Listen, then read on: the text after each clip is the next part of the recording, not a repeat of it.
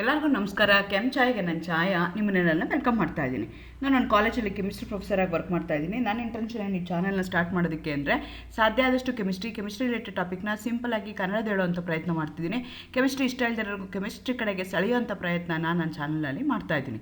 Particularly rural ಹುಡುಗರಿಗೆ, Kannada medium ಹುಡುಗರಿಗೆ help ಆಗಲಿ ಅಂತ ಕೆಮಿಸ್ಟ್ರಿನ ಕನ್ನಡದಲ್ಲಿ ಹೇಳುವಂಥ ಪ್ರಯತ್ನ ನನ್ನ ಚಾನಲಲ್ಲಿ ಮಾಡ್ತಾ ಇದ್ದೀನಿ. ನೀವು ಸದ್ಯಕ್ಕೆ ಏನಾದರೂ ಈಗ 4th ಸೆಮ್ ಓದ್ತಾ ಇದ್ದೀರಾ, ಅದು NEP ತೊಗೊಂಡಿದ್ದೀರಾ, ಬೆಂಗಳೂರು ಸಿಟಿ ಯೂನಿವರ್ಸಿಟಿನಲ್ಲಿ ಓದ್ತಾ ಇದ್ದೀರಾ ಅಂತಂದರೆ ಅದರಲ್ಲಿ 4ನೇ ಪೇಪರ್ಗೆ DSc-1 ಅಂತ ಕರಿತೀವಿ, DSc-4 ಅಂತ ಕರಿತೀವಿ. 4ನೇ ಸೆಮಿಸ್ಟರ್ ಆಗಿರೋದಕ್ಕೋಸ್ಕರ ಅಲ್ಲಿ ಇನಾರ್ಗ್ಯಾನಿಕ್ ಮತ್ತು ಫಿಸಿಕಲ್ ಕೆಮಿಸ್ಟ್ರಿ ಪಾರ್ಟ್ ಇದೆ. ಸೊ ಆ್ಯಕ್ಚುಲಿ ಇನಾರ್ಗ್ಯಾನಿಕಲ್ಲಿ ಕೆಮಿಕಲ್ ಬಾಂಡಿಂಗ್ ಇದೆ, ಅದು 2 ಯೂನಿಟ್ ಇದೆ. ಆ 2 ಯೂನಿಟು ಆಲ್ರೆಡಿ ವೀಡಿಯೋಸ್ನ ನಾನು ಅಪ್ಲೋಡ್ ಮಾಡಿದ್ದೀನಿ. ಫಿಸಿಕಲ್ ಕೆಮಿಸ್ಟ್ರಿನಲ್ಲಿ ನಿಮಗೆ ಕೆಟಾಲಿಸಿಸ್ ಅಂತ ಇದೆ, ಸರ್ಫೇಸ್ ಕೆಮಿಸ್ಟ್ರಿ ಅಂತ ಓದ್ತೀವಿ, ಕೆಟಾಲಿಸಿಸ್ ಅಂತ ಓದ್ತೀವಿ, ಕೆಮಿಕಲ್ ಕೈನೆಟಿಕ್ಸ್ ಅಂತ ಓದ್ತಾರೆ, ಸಾಲಿಡ್ಸ್ ಅಂತ ಇದೆ. ಇದರದ್ದೆಲ್ಲ ವಿಡಿಯೋಸ್ ಮಾಡಿದ್ದೀನಿ. ಈಗ ಲಾಸ್ಟ್ ಉಳಿದಿರೋಂಥ ಒಂದೇ ಒಂದು ಟಾಪಿಕ್ 4th ಸೆಮಿಸ್ಟ್ರಲ್ಲಿ ಯಾವುದು ಅಂದರೆ ಥರ್ಮೋಡೈನಮಿಕ್ಸ್ ಅಂತ. ಅದು 9 ಅವರ್ ಇದೆ. ಸೊ ಹಾಗಾಗಿ ನಿಮಗೆ 18ರಿಂದ 20 ಮಾರ್ಕ್ಸ್ ಆ ಚಾಪ್ಟರ್ ಬರುತ್ತೆ. ಸೊ ಆ ವಿಡಿಯೋಸ್ನ ಇವತ್ತು ಮೊದಲನೇ ಎಪಿಸೋಡಾಗಿ ನಾನು ಇವತ್ತು ಮಾಡ್ತಾ ಇದ್ದೀನಿ. ಇವತ್ತಿನ ಎಪಿಸೋಡಲ್ಲಿ ಅಥವಾ ಇವತ್ತಿನ ವಿಡಿಯೋದಲ್ಲಿ ನಾನು basic terms and concepts, thermodynamics ಅರ್ಥ ಆಗಬೇಕು ಅಂತಂದರೆ ನನಗೆ ಕೆಲವೊಂದು ಬೇಸಿಕ್ ಟರ್ಮ್ಸು, ಬೇಸಿಕ್ ಕಾನ್ಸೆಪ್ಟ್ ಗೊತ್ತಿರಬೇಕು. ಅದ್ರ ಬಗ್ಗೆ ಇವತ್ತು ಡೀಟೇಲಾಗಿ ಹೇಳೋಣ ಅಂತ ಅಂದ್ಕೊಳ್ತಾ ಇದ್ದೀನಿ. Again welcome to SEM-Che. ನನ್ನ ಚಾನಲ್ನ ಸಬ್ಸ್ಕ್ರೈಬ್ ಮಾಡಿ, ಶೇರ್ ಮಾಡಿ. ನೀವು ನನ್ನ ಚಾನಲ್ಗೆ ಹೋಗಿ ಸಬ್ಸ್ಕ್ರೈಬ್ ಆದಮೇಲೆ ಪ್ಲೇ ಲಿಸ್ಟ್ಗೆ ಹೋಗಿ NEP 4th ಸೆಮ್ ಅಂತ ಕೊಟ್ಟರೆ ಇದುವರೆಗೂ ನಾನು ಅಪ್ಲೋಡ್ ಮಾಡಿರೋ ಎಲ್ಲ ವಿಡಿಯೋಗಳು ನಿಮಗೆ ಒಂದೇ ಸಿಗ್ತಾ ಹೋಗುತ್ತೆ. ಥರ್ಮೋಡೈನಮಿಕ್ಸ್ ಅಂದರೆ ಏನು? It's a branch of chemistry or it's a branch of science which deals with a study of different forms of energy. ನಿಮ್ಗೆ ಆಲ್ರೆಡಿ ಗೊತ್ತಿದೆ ಎನರ್ಜಿ ಅಂದರೆ ಏನು ಅಂತ. ಕೈನೆಟಿಕ್ ಎನರ್ಜಿ ಇರ್ಬೋದು, ಪೊಟೆನ್ಷಿಯಲ್ ಎನರ್ಜಿ ಇರ್ಬೋದು, ಥರ್ಮಲ್ ಎನರ್ಜಿ ಇರ್ಬೋದು, ಎಲೆಕ್ಟ್ರಿಕಲ್ ಎನರ್ಜಿ ಇರ್ಬೋದು. There will be different forms of energy ಇದೆ. The study of the different forms of energy and its quantitative relationship between them is called as thermodynamics. ಈಗ ನಮಗೆ you know that ಒಂದು form of energy cannot be destroyed, it can be converted to one form or the other form ಅಂತ ಹೇಳ್ತೀವಿ. So ಹಂಗಾಗಿ ಏನಾಗ್ತಿದೆ, different forms of energy ಏನಾಗ್ತಿರ್ತವೆ, ತಮ್ಮೊಳಗಡೆ heat ಎನರ್ಜಿಯಿಂದ ನಿಮಗೆ ಕೆಮಿಕಲ್ ಎನರ್ಜಿ ಆಗಿರ್ಬೋದು ಅಥವಾ ಮೆಕ್ಯಾನಿಕಲ್ ಎನರ್ಜಿ ಆಗಿರ್ಬೋದು ಇಂಟರ್ ಕನ್ವರ್ಷನ್ಸ್ ಆಗ್ತಾ ಇರುತ್ತೆ. ಆ ಇಂಟರ್ ಕನ್ವರ್ಷನ್ನ ಸ್ಟಡಿ ಮಾಡುವಂಥ ಸಬ್ಜೆಕ್ಟ್ಗೆ ಸ್ಟಡಿ ಮಾಡುವಂಥ ಬ್ರಾಂಚ್ ಆಫ್ ಕೆಮಿಸ್ಟ್ರಿಗೆ ನಾವೇನಂತ ಕರಿತೀವಿ, ಥರ್ಮೋಡೈನಮಿಕ್ಸ್. ಸೊ ಡೈನಮಿಕ್ಸ್ ಅಂದರೆ ಹೇಗಾಗ್ತಾ ಇದೆ, mutually how they are going to be in contact with each other, ಅದನ್ನು ನಾವು ತಿಳ್ಕೊಳ್ತೀವಲ್ಲ, ಅದಕ್ಕೆ ನಾವೇನಂತ ಕರಿತೀವಿ, thermodynamics. It is a branch of chemistry which deals with the different forms of energy and its relationship between them is called as thermodynamics ಅಂತ ಹೇಳ್ತಾರೆ. ಯಾಕೆ ನಾವು ಥರ್ಮೋಡೈನಮಿಕ್ಸ್ನ ಓದಬೇಕು? What is the important, what's the significance of thermodynamics? ಯಾಕೆ ಇದು ನನ್ನ ಸಿಲೆಬಸ್ಸಲ್ಲಿ ಇಟ್ಟಿದ್ದಾರೆ ಅಂತಂದರೆ, it help us to predict whether the given chemical reaction can occur under the given set of condition. ಈಗ ಯಾವುದೋ ಒಂದು ಕೆಮಿಕಲ್ ರಿಯಾಕ್ಷನ್ನ ನಾನು ತೊಗೊಳ್ತೀನಿ, ಆ ಕೆಮಿಕಲ್ ರಿಯಾಕ್ಷನ್ನು ಫೀಸಿಬಲ್ಲ ಇಲ್ವಾ? ಫೀಸಿಬಲ್ ಅಂದ್ರೇನು, ಆ ರಿಯಾಕ್ಷನ್ನು ಆಗುತ್ತಾ ಆಗಲ್ವಾ? ಆಗೋದಾದರೆ ಎಂಡ್ ಪ್ರಾಡಕ್ಟು ಫಾರ್ಮೇಷನ್ ಆಗುತ್ತಾ ಇಲ್ವಾ? ಫಾರ್ಮೇಷನ್ ಆಗೋದಾದರೆ ಅದು ಸ್ಟೇಬಲ್ ಆಗಿ ಉಳ್ಕೊಳ್ಳುತ್ತಾ ಇಲ್ವಾ ಆ ಪ್ರಾಡಕ್ಟು? ಅದೆಲ್ಲ ನನಗೆ ಪ್ರಿಡಿಕ್ಟ್ ಮಾಡೋದಕ್ಕೆ before doing the chemical reaction ಎಲ್ಲ ಪ್ರೋಸೆಸ್ ಮಾಡಿ, ನನ್ನ ರಿಯಾಕ್ಟೆಂಟ್ಸ್ ಎಲ್ಲ ಕಂಬೈನ್ ಮಾಡಿ, ಫಿಸಿಕಲ್ ಕಂಡೀಷನ್ಸ್ಗಳು ನಾನೆಲ್ಲ ಫುಲ್ಫಿಲ್ ಮಾಡಿದ್ರೂ ಆ ಪ್ರಾಡಕ್ಟ್ ಬರಲಿಲ್ಲ ಅಂತಂದರೆ ನಾನು ಮಾಡಿದ್ದೆಲ್ಲ ಏನಾಗುತ್ತೆ, ಕೆಲಸ ವೇಸ್ಟ್ ಆಗುತ್ತೆ. ಸೊ ಬಿಫೋರ್ ಪ್ರಾಕ್ಟಿಕಲಿ ನಾನು ಮಾಡೋಕ್ಕಿಂತ ಮುಂಚೆ ಥಿಯರಿಟಿಕಲಿ ನಾನು ಏನು ಮಾಡ್ಬೋದು, whether it is feasible or not, whether it is possible or not, whether the reaction takes place under these conditions or not, ಅದನ್ನು ನಾನು ಚೆಕ್ ಮಾಡ್ಕೋಬೋದು. ಹಾಗಾಗಿ ನನಗೆ thermodynamics play a very important role. And also it helps in predicting the extent of reaction before equilibrium has attained. ಯಾವುದೋ ಒಂದು reaction, ಈಗ ಏನಾಗ್ತಿದೆ, reactants ಇದೆ, ರಿಯಾಕ್ಟೆಂಟ್ಸ್ ಏನು ಮಾಡ್ತಿದೆ, ಪ್ರಾಡಕ್ಟ್ನ ಕೊಡ್ತಾ ಇದೆ. ಯಾವುದೋ ಒಂದು ಪರ್ಟಿಕ್ಯುಲರ್ ಸ್ಟೇಜ್ ಬಂದಾಗ ಏನಾಗುತ್ತೆ, ರಿಯಾಕ್ಟೆಂಟ್ ಕ್ವಾಂಟಿಟಿ ಮತ್ತು ಪ್ರಾಡಕ್ಟ್ ಕ್ವಾಂಟಿಟಿ ಎಕ್ಸಾಕ್ಟ್ಲಿ ಸೇಮ್ ಆಗುತ್ತೆ. ಆ ಪೊಸಿಷನ್ಗೆ ನಾವೇನಂತ ಕರಿತೀವಿ, ಈಕ್ವಿಲಿಬ್ರಿಯಮ್ ಅಂತ ಹೇಳ್ತೀವಿ. ಸೊ ಇದು ಎಷ್ಟೊತ್ತಿಗೆ ಈಕ್ವಿಲಿಬ್ರಿಯಮ್ ರೀಚ್ ಆಗುತ್ತೆ ಅನ್ನೋದನ್ನು ನಾನು ಮುಂಚೆನೇ ಥರ್ಮೋಡೈನಮಿಕ್ಸಿಂದ ಥಿಯರಿಟಿಕಲಿ ನಾನು ಕ್ಯಾಲ್ಕುಲೇಟ್ ಮಾಡ್ಬೋದು. It can help us to predict the extent of reaction before the equilibrium has attained. Equilibrium ಬರೋಕ್ಕಿಂತ ಮುಂಚೆ ಎಷ್ಟು ಪ್ರಾಡಕ್ಟು ಬಂದಿರುತ್ತೆ ಅದನ್ನು ನಾನು ಇಲ್ಲಿ ನೋಡ್ಕೋಬೋದು. It also helps to reduce some important laws like laws of chemical equilibrium, distribution law, ಅದನ್ನೆಲ್ಲ help ಅಂದರೆ ಈಗ ಯಾವುದೋ ಒಂದು ಪರ್ಟಿಕ್ಯುಲರ್ ರಿಯಾಕ್ಷನ್ ಇದೆ, ಆ reaction it is abide by some rules and regulations ಅಂದರೆ ಅದನ್ನು ನಾನು ಏನು ಮಾಡ್ಬೋದು, ಯೂಸಿಂಗ್ ಥರ್ಮೋಡೈನಮಿಕ್ಸು ಆ ರಿಯಾಕ್ಷನ್ ಆಗುತ್ತಾ ಇಲ್ವಾ ಅಂತ ನಾನು ನೋಡ್ಕೋಬೋದು. ಹಾಗಾದರೆ ಥರ್ಮೋಡೈನಮಿಕ್ಸ್ ಗೊತ್ತಿದ್ರೆ ನಾನು ಎಲ್ಲ ಕೆಮಿಕಲ್ ರಿಯಾಕ್ಷನ್ಸ್ನು ಅನಲೈಸ್ ಮಾಡ್ಬೋದಾ, ಕೆಮಿಕಲ್ ರಿಯಾಕ್ಷನ್ಸ್ನ ಪ್ರಿಡಿಕ್ಟ್ ಮಾಡ್ಬೋದಾ, ಕೆಮಿಕಲ್ ರಿಯಾಕ್ಷನ್ಸ್ ಆಗುತ್ತಾ ಇಲ್ವಾ ಅಂತ ಚೆಕ್ ಮಾಡ್ಬೋದಾ, ಫೀಸಿಬಲ್ ಆಗುತ್ತಾ ಇಲ್ವಾ ಅಂತ ಚೆಕ್ ಮಾಡ್ಬೋದಾ ಅಂತಂದರೆ ಅದು ಆಗೋದಿಲ್ಲ. It helps to predict the feasibility of the process but does not tell anything about the rate at which the process takes place. ಇದೇನು ಹೇಳುತ್ತೆ, ಆ ರಿಯಾಕ್ಷನ್ ಆಗುತ್ತಾ ಇಲ್ವಾ ಅಂತ ಹೇಳುತ್ತೆ, but rate of the reaction ಬಗ್ಗೆ ನನಗೆ ಯಾವುದೇ ರೀತಿಯಾದಂಥ ಇನ್ಫಾರ್ಮೇಷನ್ ಕೊಡಲ್ಲ. ರೇಟ್ ಆಫ್ ದಿ ರಿಯಾಕ್ಷನ್ ನನಗೆ ಬೇಕು ಅಂತಂದರೆ ನನಗೆ ಕೆಮಿಕಲ್ ಕೈನೆಟಿಕ್ಸ್ನೇ ನಾನು ಓದ್ಕೋಬೇಕಾಗತ್ತೆ. It deals only with the initial and final stages of the system but does not tell anything about the mechanism of the process. So ಇದೇನು ಹೇಳುತ್ತೆ ಅಂದರೆ ಬಿಗಿನಿಂಗಲ್ಲಿ ರಿಯಾಕ್ಟೆಂಟು ಎನರ್ಜಿ ಕಂಟೆಂಟು ಅಥವಾ ಹೀಟ್ ಕಂಟೆಂಟ್ ಏನಿದೆ ಅದನ್ನು ಹೇಳುತ್ತೆ. ಎಲ್ಲ ರಿಯಾಕ್ಷನ್ ಆದಮೇಲೆ ಅದರದ್ದು ಎನರ್ಜಿ ಕಂಟೆಂಟ್, ಬಿಕಾಸ್ ಥರ್ಮೋಡೈನಮಿಕ್ಸ್ ಅಂದ್ರೇನು ಎನರ್ಜಿ ಡಿಫ್ರೆನ್ಸ್ ಅಥವಾ inter conversions of different forms of energy ಅದ್ರ ಬಗ್ಗೆ ಡೀಲ್ ಮಾಡುತ್ತೆ. ಸೊ ಹಾಗಾಗಿ ಇನಿಷಿಯಲಿ ಏನಾಗಿತ್ತು, ಫೈನಲಿ ಏನಾಗುತ್ತೆ ಅದನ್ನು ಮಾತ್ರ ಹೇಳುತ್ತೆ ಹೊತ್ತು ಇನ್ ಬಿಟ್ವೀನ್ ಯಾವ ರೀತಿ ಆಗುತ್ತೆ ಅನ್ನೋದ್ರ ಬಗ್ಗೆ ಯಾವುದೇ ರೀತಿಯಾದಂಥ ಇನ್ಫಾರ್ಮೇಷನ್ ಇದು ಕೊಡೋದಿಲ್ಲ. It deals with the properties like temperature, pressure in bulk but does not tell anything about the individual atoms or the molecules. So ಇದೇನು ಹೇಳುತ್ತೆ ಅಂದರೆ ಅಟ್ ಎ ಪರ್ಟಿಕ್ಯುಲರ್ ಟೆಂಪ್ರೇಚರ್, ನಾನು ಹೇಳಿದೆ whether reaction is feasible or not ಅಂದರೆ at a particular temperature, at a particular pressure ಅದನ್ನು ನಾವು check ಮಾಡ್ಕೋಬೋದು. ಆದರೆ ಇದು ಬಲ್ಕಲ್ಲಿ ಹೇಳುತ್ತೆ, ಬಟ್ ಇಂಡಿವಿಜುವಲ್ ಆಟಮ್ಸ್ ಅಥವಾ molecules with respect to those properties ಏನಾಗುತ್ತೆ ಅನ್ನೋದ್ರ ಬಗ್ಗೆ ಇನ್ಫಾರ್ಮೇಷನ್ ಕೊಡೋದಿಲ್ಲ. These are the limitations of thermodynamics. But it going to give us some information but it does not give the complete information. Okay, ಈಗ thermodynamics ನಾನು ಹೇಳಿದೆ whether the reaction is feasible or not ಅಂತ ಹೇಳುತ್ತೆ. Energy inter conversions in that particular reaction ನನ್ನ ಬಗ್ಗೆ ಹೇಳುತ್ತೆ. It going to give us an idea whether the reaction is feasible or not under certain conditions of temperature and pressure ಅನ್ನೋದ್ರ ಬಗ್ಗೆ ಹೇಳುತ್ತೆ ಅಂತ ಹೇಳಿದೆ. ಇದನ್ನು ಅರ್ಥ ಮಾಡ್ಕೋಬೇಕು ಅಂತಂದರೆ ನನಗೆ ಕೆಲವೊಂದು ಬೇಸಿಕ್ ಟರ್ಮ್ಸ್ ನಾವು ಯೂಸ್ ಮಾಡ್ತೀವಿ ಥರ್ಮೋಡೈನಮಿಕ್ಸಲ್ಲಿ, ಅದು ನಮಗೆ ಗೊತ್ತಿರಬೇಕು. ಅದು ಯಾವುದು ಅಂದರೆ ಸಿಸ್ಟಮ್ ಆಗಿರ್ಬೋದು, ಸರೌಂಡಿಂಗ್ಸ್ ಆ್ಯಂಡ್ ಬೌಂಡ್ರಿ ಅಂತ ಹೇಳ್ತೀವಿ. ಈಗ ಏನು ಹೇಳ್ತಾ ಇದ್ದೀವಿ ಅಂದರೆ the path of the universe chosen for thermodynamic consideration is called as A system. ಈಗ ನಾವೇನು ಹೇಳ್ತಾ ಇದ್ದೀವಿ ಅಂತಂದರೆ ಇನಿಷಿಯಲ್ ಸ್ಟೇಜಲ್ಲಿ ಅದರದ್ದು ಹೀಟ್ ಕಂಟೆಂಟ್ ಏನಾಗಿತ್ತೋ, ಫೈನಲ್ ಸ್ಟೇಜಲ್ಲಿ ಅದ್ರದ್ದು ಹೀಟ್ ಕಂಟೆಂಟ್ ಏನಾಗಿದೆ ಅಂತ ನಾನು ಕಂಡುಹಿಡಿತೀನಲ್ಲ, ಅದಕ್ಕೆ ನಾನು ಏನಂತ ಕರಿತೀನಿ ಅಂತಂದರೆ ಥರ್ಮೋಡೈನಮಿಕ್ಸ್ ಅಂತ ಕರಿತೀನಿ.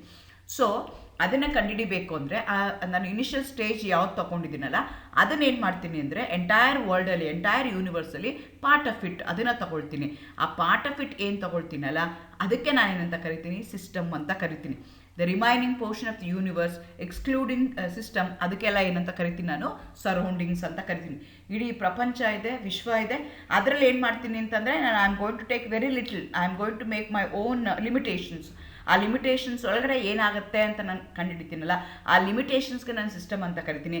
ಆ ಲಿಮಿಟೇಷನ್ ಬಿಟ್ಟು ಹೊರಗಡೆ ಇರೋದಕ್ಕೆಲ್ಲ ನಾವೇನಂತ ಕರಿತೀವಿ, ಸರೌಂಡಿಂಗ್ ಅಂತ ಕರಿತೀವಿ. The system usually consists of a definite amount of one or more substance and is separated from surroundings by a real or an imaginary boundary through which the matter energy can flow from the system to the surroundings and vice versa. Okay, ಅದೇ ಥರ ನಾವೇನು ಮಾಡ್ತಾ ಇದ್ದೀವಿ, imaginary ಅಥವಾ real ಒಂದು separating boundary. ನಾನು ಹೇಳಿದೆ ಇಲ್ಲಿ ತನಕ ಸಿಸ್ಟಮು, ಇದರಿಂದ ಹೊರಗಡೆ ಇರೋದೆಲ್ಲ ನಾನು ಏನಂತ ಕರಿತೀನಿ, ಸರೌಂಡಿಂಗ್ಸ್ ಅಂತ ಕರಿತೀನಿ ಅಂತ ಹೇಳಿದೆ. ಸೊ ಆ ಸಿಸ್ಟಮ್ಗೆ ಯಾವುದೋ ಒಂದು ಬೌಂಡ್ರಿ ಬೇಕಲ್ಲ, ಸಿಸ್ಟಮು ಮತ್ತು ಸರೌಂಡಿಂಗ್ಸ್ ಮಧ್ಯೆ ಒಂದು ತಿನ್ ಲೇಯರ್ ಬೇಕಲ್ಲ, ಅದಕ್ಕೆ ಏನಂತ ಕರಿತೀವಿ ನಾವು, ಬೌಂಡರಿ ಅಂತ ಹೇಳ್ತೀವಿ.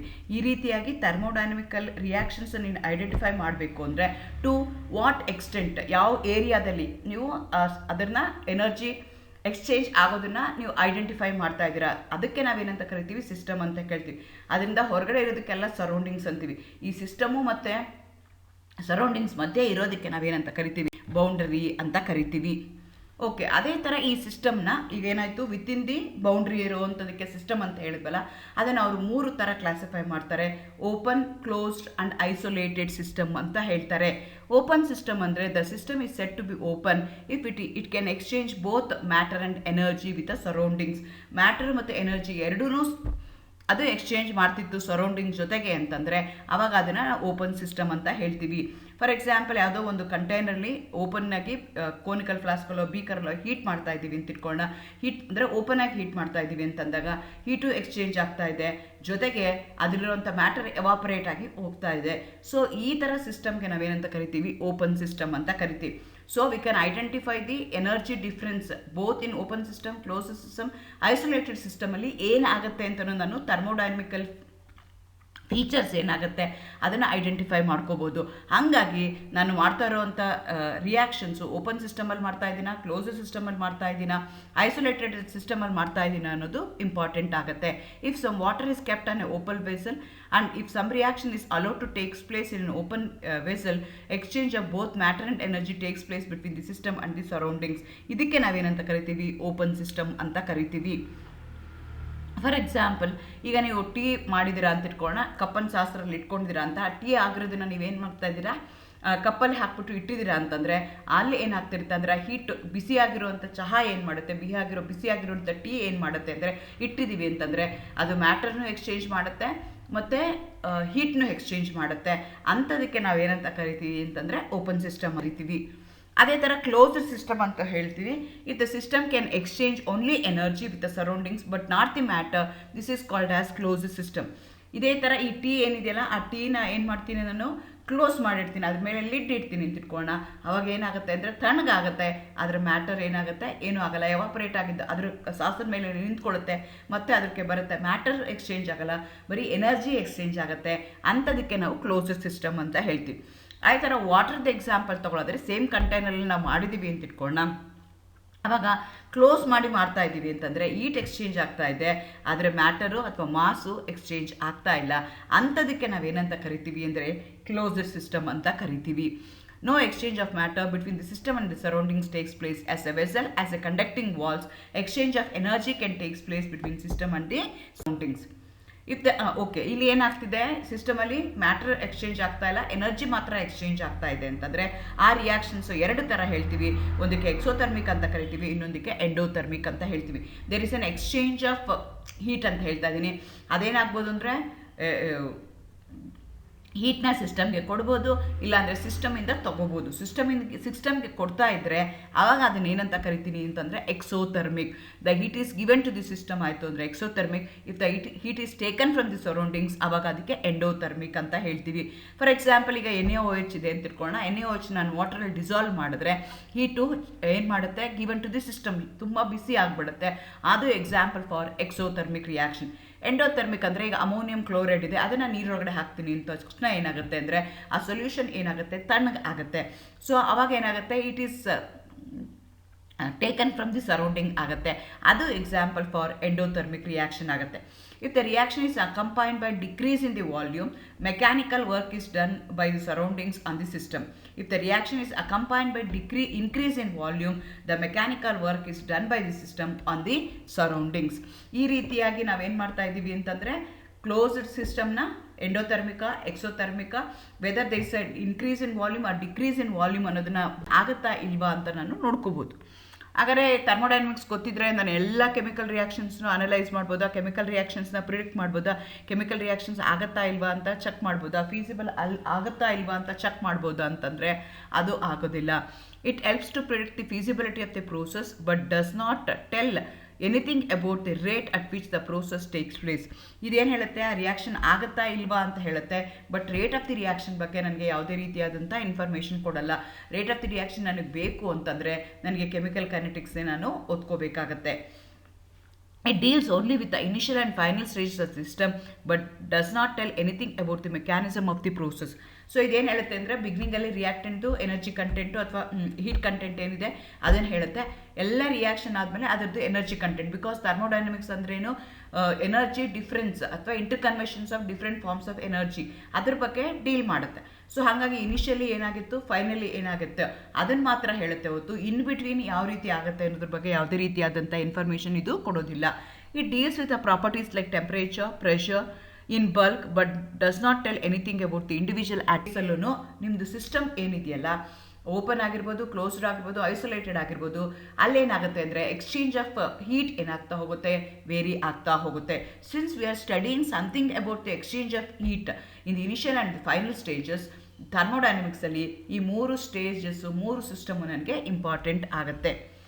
ಅದೇ ಥರ ನಾವು ಇನ್ನೊಂದು ಟರ್ಮ್ನ ಯೂಸ್ ಮಾಡ್ತೀವಿ, ಸ್ಟೇಟ್ ಆಫ್ ಎ ಸಿಸ್ಟಮ್ ಅಂತ ಕರಿತೀವಿ. The system of A State of a system means the condition of the system which is described in terms of certain observable properties such as temperature, pressure, volume. ನಾವು ಮುಂಚೆನೇ ಹೇಳ್ದಂಗೆ temperature increase ಆಗ್ಬೋದು, temperature decrease ಆಗ್ಬೋದು, pressure increase ಆಗ್ಬೋದು, decrease ಆಗ್ಬೋದು, volume increase ಆಗ್ಬೋದು, decrease ಆಗ್ಬೋದು. ಆವಾಗ ಏನಾಗುತ್ತೆ ಅಂತ ನಾನು ಚೇಂಜಸ್ನ ಐಡೆಂಟಿಫೈ ಮಾಡ್ತಾ ಹೋಗ್ತೀನಿ. Thermodynamically how it going to vary at different observable properties ಅಂತ ಹೇಳ್ತೀನಲ್ಲ, ಅದಕ್ಕೆ ನಾನು ಏನಂತ ಕರಿತೀನಿ, ಸ್ಟೇಟ್ ಆಫ್ ಎ ಸಿಸ್ಟಮ್ ಅಂತ ಕರಿತೀನಿ. If any of these properties of the system changes, the system is said to be in different state. The state of system changes. First and the last state of the system is called as initial and final stage. These properties of the system are called as state variables. ನಾನು ಹೇಳ್ದಂಗೆ beginning of the system temperature ಎಷ್ಟಿತ್ತು, after the reaction ಅಂದರೆ product formation ಆದಮೇಲೆ temperature ಎಷ್ಟಿದೆ, ಆ ರೀತಿಯಾಗಿ ನಾನು consider ಮಾಡ್ತೀನಿ. ಅದಕ್ಕೆ ನಾನು ಏನಂತ ಕರಿತೀನಿ, ಸ್ಟೇಟ್ ಆಫ್ ಸಿಸ್ಟಮ್ ಅಂತ ಕರಿತೀನಿ. State of A system initially ಮತ್ತು ಫೈನಲ್ ಸ್ಟೇಜ್ ಇರುತ್ತೆ. ಇದಕ್ಕೆ ಸ್ಟೇಟ್ ವೇರಿಯಬಲ್ಸ್ ನಾವು ಕರೀತಾರೆ. ಅದೇ ಥರ ಸ್ಟೇಟ್ ಫಂಕ್ಷನ್ ಅಂತ ಇನ್ನೊಂದು ಟರ್ಮ್ನ ಯೂಸ್ ಮಾಡ್ತಾರೆ ಥರ್ಮೋಡೈನಮಿಕ್ಸಲ್ಲಿ. Physical quantity is set to be a state function if the change in its value during the process depends on initial and final stage of the system, does not depend upon the path or the route by which this change has been brought about. ಅದಕ್ಕೆ ನಾವೇನಂತ ಕರಿತೀವಿ, state function ಅಂತ ಕರಿತೀವಿ. Physical quantities which are the state functions include pressure, volume, temperature, internal energy, enthalpy, entropy, energy change. Initial ಸ್ಟೇಜಲ್ಲಿ ಏನಾಗಿತ್ತು, final ಸ್ಟೇಜಲ್ಲಿ ಏನಾಗಿತ್ತು ಅನ್ನೋದ್ರ ಮಾತ್ರ ನಾವು ಕನ್ಸಿಡರ್ ಮಾಡ್ಕೊಳ್ತೀವಿ. But in between the path in which it is proceeding, ಅದು ನಾವು ಯೋಚನೆ ಮಾಡಲ್ಲ. ಅಂಥದಕ್ಕೆ ಅವ್ರೇನಂತ ಕರೀತಾರೆ, ಸ್ಟೇಟ್ ಫಂಕ್ಷನ್ ಅಂತ ಕರೀತಾರೆ. ಅಂದ್ರೇನು, ಈ ಟೆಂಪ್ರೇಚರು, ವಾಲ್ಯೂಮು, ಪ್ರೆಷರು ಇನಿಷಿಯಲಿ ಮತ್ತು ಫೈನಲಿ ಏನಾಗುತ್ತೆ ಅಂತ ಕಂಡುಹಿಡಿತೀರಲ್ಲ, ಅದಕ್ಕೆ ಅವರು ಸ್ಟೇಟ್ ಫಂಕ್ಷನ್ ಅಂತ ಹೇಳ್ತಾರೆ. ಇದರಲ್ಲಿ ಅಗೇನ್ ಎರಡು ಥರ ಇದೆ. ಮ್ಯಾಕ್ರೋಸ್ಕೋಪಿಕ್ ಸಿಸ್ಟಮ್ ಅಂತ ಕರಿತೀವಿ, ಮೈಕ್ರೋಸ್ಕೋಪಿಕ್ ಸಿಸ್ಟಮ್ ಅಂತ ಕರಿತೀವಿ. macroscopic system and macroscopic properties anta kariತೀವಿ. If a system contains a large number of chemical species, atoms, ions and molecules, it is called as macroscopic. Thermodynamics does not deal with the properties of an individual atom or the molecules. ನಾ ಮುಂಚೆನೇ ಹೇಳ್ದಂಗೆ limitations ಎಲ್ಲ ಹೇಳ್ದಂಗೆ thermodynamic ಏನು ಮಾಡುತ್ತೆ, in a bulk property ಅದು. Thermodynamics does not deal with the properties of an individual atom and molecules, but deals with the matter in bulk. Properties of microscopic systems like temperature, pressure, volume, density, melting point, boiling point are called as macroscopic properties and thermodynamic properties ಅಂತ ಇದನ್ನ ಕರಿತೀವಿ. ಅಂದ್ರೆ ಏನಾಗ್ತಾ ಇದೆ ಅಂದರೆ, we are not going to take in individual atoms molecules ತಗೊಳ್ಳಲ್ಲ, as a bulk property ಅಂತ ತಗೊಳ್ತೀವಿ. ಅದಕ್ಕೆ ನಾವು ಮ್ಯಾಕ್ರೋಸ್ಕೋಪಿಕ್ ಸಿಸ್ಟಮ್ ಅಂತ ಕರಿತೀವಿ. ಆ ಪ್ರಾಪರ್ಟೀಸ್ಗೆ ಮ್ಯಾಕ್ರೋಸ್ಕೋಪ್ ಪ್ರಾಪರ್ಟೀಸ್ ಅಂತ ಕರಿತೀವಿ. ಈ ಮ್ಯಾಕ್ರೋಸ್ಕೋಪಿಕ್ ಪ್ರಾಪರ್ಟೀಸಲ್ಲಿ ಎರಡು ಟೈಪ್ ಇದೆ. ಒಂದಕ್ಕೆ ಎಕ್ಸ್ಟೆನ್ಸಿವ್ ಪ್ರಾಪರ್ಟಿ ಅಂತ ಕರಿತೀವಿ, ಇನ್ನೊಂದಕ್ಕೆ ಇಂಟೆನ್ಸಿವ್ ಪ್ರಾಪರ್ಟಿ ಅಂತ ಕನ್ಸಿಡರ್ ಮಾಡ್ತೀವಿ. These are the properties which depend upon the quantity of the matter contained in a system. Internal energy, mass, volume, heat capacity, enthalpy, free energy, ಇದಕ್ಕೆಲ್ಲ ಏನಂತ ಕರಿತೀವಿ ನಾವು, extensive property. These are the properties which depends upon the quantity of matter. ನಾವು ಎಷ್ಟು quantity of matter ತೊಗೊಂಡಿದ್ದೀವಿ ಅನ್ನೋದ್ರ ಮೇಲೆ depend ಆಗುತ್ತೆ. ಅಂಥದಕ್ಕೆ ಏನಂತ ಕರಿತೀವಿ, ಎಕ್ಸ್ಟೆನ್ಸಿವ್ ಪ್ರಾಪರ್ಟಿ ಅಂತ ಕರಿತೀವಿ. Intensive property are those which do not depends upon the nature of the substance and independent of the amount of the substance that we have taken. ಅಂಥದಕ್ಕೆ ಏನಂತ ಕರಿತೀವಿ ನಾವು, ಇಂಟೆನ್ಸಿವ್ ಪ್ರಾಪರ್ಟಿ ಅಂತೀವಿ. Temperature, pressure, viscosity, density, surface tension, freezing point, boiling point, mole fraction, ಇದೆಲ್ಲ ನನಗೆ intensive ಪ್ರಾಪರ್ಟೀಸ್ಗೆ ಇರುತ್ತೆ. ಇದನ್ನು ಕೇಳ್ತಾರೆ, what are intensive and what are extensive properties, give an example ಅಂತ ಕೇಳ್ತಾರೆ. ಹಾಗಾಗಿ ನಿಮಗೆ ಗೊತ್ತಿರಬೇಕು, the properties which depends upon the quantity of the matter, which depends upon the nature of the matter. ಅಂಥದಕ್ಕೆ ಏನಂತ ಕರಿತೀವಿ, extensive property. Which do not depend on the nature of the matter, which do not depend on the amount of the substance that we have taken. ಅಂಥದಕ್ಕೆ ನಾವೇನಂತ ಕರಿತೀವಿ, ಆಗುತ್ತಾ ಇಲ್ವಾ ಅಂತ ನಾನು ನೋಡ್ಕೋಬೋದು. ಹಾಗಾದರೆ ಥರ್ಮೋಡೈನಮಿಕ್ಸ್ ಗೊತ್ತಿದ್ರೆ ನಾನು ಎಲ್ಲ ಕೆಮಿಕಲ್ ರಿಯಾಕ್ಷನ್ಸ್ನು ಅನಲೈಸ್ ಮಾಡ್ಬೋದಾ, ಕೆಮಿಕಲ್ ರಿಯಾಕ್ಷನ್ಸ್ನ ಪ್ರಿಡಿಕ್ಟ್ ಮಾಡ್ಬೋದಾ, ಕೆಮಿಕಲ್ ರಿಯಾಕ್ಷನ್ಸ್ ಆಗುತ್ತಾ ಇಲ್ವಾ ಅಂತ ಚೆಕ್ ಮಾಡ್ಬೋದಾ, ಫೀಸಿಬಲ್ ಆಗುತ್ತಾ ಇಲ್ವಾ ಅಂತ ಚೆಕ್ ಮಾಡ್ಬೋದಾ ಅಂತಂದರೆ ಅದು ಆಗೋದಿಲ್ಲ. It helps to predict the feasibility of the process but does not tell anything about the rate at which the process takes place. ಇದೇನು ಹೇಳುತ್ತೆ, ಆ ರಿಯಾಕ್ಷನ್ ಆಗುತ್ತಾ ಇಲ್ವಾ ಅಂತ ಹೇಳುತ್ತೆ, but rate of the reaction ಬಗ್ಗೆ ನನಗೆ ಯಾವುದೇ ರೀತಿಯಾದಂಥ ಇನ್ಫಾರ್ಮೇಷನ್ ಕೊಡಲ್ಲ. ರೇಟ್ ಆಫ್ ಯಾವ ಥರ ರಿಯಾಕ್ಷನ್ ಮಾಡ್ತಾ ಇದ್ದೀವಿ ಅನ್ನೋದ್ರ ಮೇಲೆ ಅದು ಡಿಪೆಂಡ್ ಆಗುತ್ತೆ. ಅದೇ ಥರ ಥರ್ಮೋಡೈನಮಿಕ್ ಈಕ್ವಿಲಿಬ್ರಿಯಮ್ ಅಂತ ಇನ್ನೊಂದು ಪದ ಯೂಸ್ ಮಾಡ್ತೀವಿ. ನಾನು ಹೇಳ್ದಂಗೆ ಅಪ್ಲಿಕೇಶನ್ಸಲ್ಲಿ ಹೇಳಿದಾಗ ನಾನು ಅಥವಾ ಇಂಪಾರ್ಟೆನ್ಸ್ ಆಫ್ ಥರ್ಮೋಡೈನಮಿಕ್ಸ್ ಹೇಳಿದಾಗ ಈಕ್ವಿಲಿಬ್ರಿಯಂ. ಸೊ ನಮ್ದು ಏನು ಹೇಳ್ತೀವಿ ಅಂದರೆ at what stage the equilibrium has been attained, what is the state of the reaction before attaining the equilibrium ನಾನು ಅಂಡರ್ಸ್ಟ್ಯಾಂಡ್ ಮಾಡ್ಕೋಬೋದು ಅಂತ ಹೇಳಿದೆ. ಅದಕ್ಕೆ ನಾವೇನಂತ ಕರಿತೀವಿ equilibrium. The system is set to be in thermodynamic equilibrium if its macroscopic properties like temperature, pressure do not change with time. ಅಂಥದಕ್ಕೆ ಏನಂತ ಕರಿತೀವಿ ನಾವು ಥರ್ಮೋಡೈನಮಿಕ್ ಈಕ್ವಿಲಿಬ್ರಿಯಂ ಅಂತ ಕರಿತೀವಿ. ಅದೇ ಥರ ಥರ್ಮೋಡೈನಮಿಕ್ ಪ್ರೋಸೆಸ್ ಅಂದರೆ the thermodynamic process is set to occur when system changes from one state to another. ಅದಕ್ಕೆ ಥರ್ಮೋಡೈನಮಿಕ್ ಪ್ರೋಸೆಸ್ ಅಂತ ಕರಿತೀವಿ. ಅದೇ ಥರ ಐಸೋಥರ್ಮಲ್ ಪ್ರೋಸೆಸ್, ಅಡಿಯಾಬ್ಯಾಟಿಕ್ ಪ್ರೋಸೆಸ್ ಅಂತ ಇನ್ನೊಂದು ಯೂಸ್ ಮಾಡ್ತೀವಿ. When the process carried out in such a manner that the temperature remains constant throughout the process, ಅಂಥದಕ್ಕೆ ಏನಂತ ಕರಿತೀವಿ isothermal. Iso means same, thermal ಅಂದರೆ temperature throughout the system same ಇದ್ದರೆ ಅಂಥದಕ್ಕೆ ಏನಂತ ಕರಿತೀವಿ isothermal. When such process occur it can flow from the system to the surroundings and vice versa in order to keep the temperature of the system constant. ಅದಕ್ಕೆ ಏನಂತ ಕರಿತೀವಿ isothermal ಅಂತ ಕರಿತೀವಿ. Adiabatic ಅಂದರೆ when the process is carried out in such a manner that no heat flow from the system to surrounding and vice versa the system is completely isolated from the surroundings. ಅವಾಗ ಅದನ್ನ ಏನಂತ ಕರಿತೀವಿ ಅಡಿಯಾಬ್ಯಾಟಿಕ್ process ಅಂತ ಕರಿತೀವಿ. ಅಲ್ಲಿ E2 exchange ಆಗ್ತಾ ಇಲ್ಲ, matter exchange ಆಗ್ತಾ ಇಲ್ಲ, ಅಂಥ ಪ್ರೋಸೆಸ್ ಅದಕ್ಕೆ ನಾವೇನಂತ ಅಡಿಯಾಬ್ಯಾಟಿಕ್ ಪ್ರೋಸೆಸ್ ಅಂತ ಕರಿತೀವಿ. ಅದೇ ಥರ ಐಸೋಕೋರಿಕ್ ಪ್ರೋಸೆಸ್ ಅಂತ ಕರೀತಾರೆ. ಐಸೋ ಅಂದರೆ ಸೇಮ್, ಕೋರಿಕ್ ಅಂದರೆ ವಾಲ್ಯೂಮ್ ಏನಾಗುತ್ತೆ throughout the system, throughout the reaction constant ಇದ್ದರೆ ಅಂಥದಕ್ಕೆ ಐಸೋಕೋರಿಕ್ ಅಂತ ಕರೀತಾರೆ. ಅದೇ ಥರ ಪ್ರೆಷರ್ ಸೇಮ್ ಇತ್ತು ಅಂದರೆ ಐಸೋಬಾರಿಕ್ ಅಂತ ಕರೀತಾರೆ. ಅದೇ ಥರ ಸೈಕ್ಲಿಕ್ ಪ್ರೋಸೆಸ್ ಅಂದರೆ ದ ರಿಯಾಕ್ಷನ್ ಒಂದು ಸೈಕಲ್ ಕಂಪ್ಲೀಟ್ ಆದರೆ, ಅಂದರೆ ಇನಿಷಿಯಲಾಗಿ ಸ್ಟಾರ್ಟ್ ಮಾಡುತ್ತೆ, ರಿಯಾಕ್ಷನ್ಸ್ ಎಲ್ಲ ಆಗುತ್ತೆ, ಮತ್ತೆ ಇನಿಷಿಯಲ್ ಸ್ಟೇಜ್ಗೆ ಬಂದು ನಿಂತ್ಕೊಂಡ್ರೆ ಅವಾಗ ಅದನ್ನೇನಂತ ಕರಿತೀವಿ ಸೈಕ್ಲಿಕ್ ಪ್ರೋಸೆಸ್ ಅಂತ ಕರಿತೀವಿ. ಸೊ ಇದು ಏನು ಆಗುತ್ತಲ್ಲ, ಯಾವ ಸೀಕ್ವೆನ್ಸಲ್ಲಿ ಆಗುತ್ತಲ್ಲ ಈ ರಿಯಾಕ್ಷನ್ಸು ಸೈಕ್ಲಿಕ್ ಪ್ರೋಸೆಸ್ಸು, ಅದಕ್ಕೆ ನಾವೇನಂತ ಕರಿತೀವಿ ಪಾತ್ ಅಂತ ಕರಿತೀವಿ. ಪಾತ್ ಆಫ್ ಎ ಸೈಕ್ಲಿಕ್ ಪ್ರೋಸೆಸ್ಗೆ ಸೈಕಲ್ ಅಂತ ಕರಿತೀವಿ. ಸೈಕ್ಲಿಕ್ ಪ್ರೋಸೆಸ್ಸಲ್ಲಿ ಏನಾಗುತ್ತೆ ಇನಿಷಿಯಲ್ ಸ್ಟೇಜಲ್ಲಿ ಇರುತ್ತೆ, ಎಷ್ಟೊಂದು ರಿಯಾಕ್ಷನ್ಸ್ ಆಗುತ್ತೆ, ಮತ್ತೆ ಇನಿಷಿಯಲ್ ಸ್ಟೇಜ್ಗೆ ಬಂದು ನಿಂತ್ಕೊಳ್ಳುತ್ತೆ. ಆ ಪಾತ್ಗೆ, ಆ ಪ್ರೋಸೆಸ್ದು ಸ್ಟೆಪ್ಗೆ, ಸೀಕ್ವೆನ್ಸ್ಗೆ ನಾವೇನಂತ ಕರಿತೀವಿ ಪಾತ್ ಅಂತ ಕರಿತೀವಿ. ಪಾತ್ ಆಫ್ ಎ ಸೈಕ್ಲಿಕ್ ಪ್ರೋಸೆಸ್ಗೆ ನಾವು ಸೆಲ್ ಅಂತ ಕರಿತೀವಿ. ಅದೇ ಥರ final stage of the system can attain either directly in many stages. ನಮಗೆ ಹೇಳ್ದಂಗೆ ಇನಿಷಿಯಲ್ ಸ್ಟೇಜು ಮತ್ತು ಫೈನಲ್ ಸ್ಟೇಜ್ ಇದೆ, ಅದು ಒಂದೇ ಸ್ಟೆಪ್ಪಲ್ಲಿ ಆಗ್ಬೋದು, ಬೇರೆ ಬೇರೆ ಸ್ಟೆಪ್ಪಲ್ಲಿ ಆಗ್ಬೋದು. ಆ ಬೇಸಿಸ್ ಮೇಲೆ ಮತ್ತೆ ಅದನ್ನು ಎರಡು ಥರ ಕ್ಲಾಸಿಫೈ ಮಾಡ್ತೀವಿ. ರಿವರ್ಸಿಬಲ್ ಪ್ರೋಸೆಸ್, ಇರಿವರ್ಸಿಬಲ್ ಪ್ರೋಸೆಸ್ ಅಂತ ಕರಿತೀವಿ. The process which is carried out very slowly so that all the changes occur in a direct process can be exactly reversed and the system remains almost in the state of equilibrium with the surroundings at every stage of the process. antadike navenanta karitivi reversible. As the name indicates, at any stage of the reaction, at any particular temperature, at particular stage of a time, adenagutte reaction reversible agbodu. antadike navenanta karitivi reversible process anta karitivi. ಅದೇ ಥರ which going to carried out slowly, no doubt, but it cannot be find out at any stage of the equilibrium. ಅಂಥದಕ್ಕೆ ಕೆಲವೊಂದು ದಿನ ಯಾವುದೋ ಒಂದು stage of the at a particular time ನಿಲ್ಲಿಸ್ತೀನಿ, reaction start ಮಾಡಿ 10 ನಿಮಿಷ ಆದಮೇಲೆ ಸ್ಟಾಪ್ ಮಾಡ್ತೀನಿ. ಆವಾಗ ನೋಡಿದಾಗ ನನಗೆ ಏನಾಗುತ್ತೆ ಅಂತಂದರೆ ದೇರ್ ವಿಲ್ ಬಿ ಈಕ್ವಿಲಿಬ್ರಿಯಂ, ಅಂದರೆ ಎಷ್ಟು ರಿಯಾಕ್ಟೆಂಟ್ ಇದೆ, ಎಷ್ಟು ಪ್ರಾಡಕ್ಟ್ ಇದೆ, ಅವೆರಡು ಮತ್ತೆ ಈಕ್ವಿಲಿಬ್ರಿಯಂ ಇರುತ್ತೆ. ಬೇಕಾದ್ರೆ ಅವೆರಡು ಏನಾಗುತ್ತೆ ಎಕ್ಸ್ಚೇಂಜ್ ಆಗ್ಬೋದು, ರಿವರ್ಸ್ ಆಗ್ಬೋದು. ಅಂಥದಕ್ಕೆ ರಿವರ್ಸಿಬಲ್ ಅಂತ ಹೇಳ್ತೀವಿ.